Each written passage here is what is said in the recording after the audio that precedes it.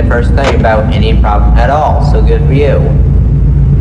Anyways, it is now day 2 and Foxy is active tonight.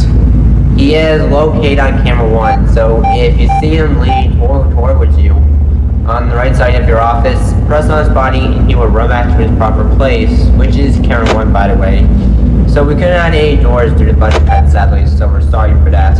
And right, I forgot to tell you this. Guess who's active on this night as well? Well, you guessed it, the Golden Freddy plush.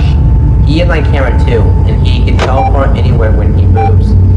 So that means he won't lean on your right side like the other plushies do. He will teleport into the center of your office. So if you see him teleporting into your office, and you see him flying in your office, then press on his body and he will go away for sure. I have no idea why he flies, but he might be a ghost or something.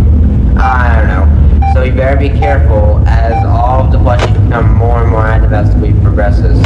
But don't worry, you will do okay. Well, I am sure you got everything under control by now, so I will let you continue working. With that case, I wish you luck. Good night.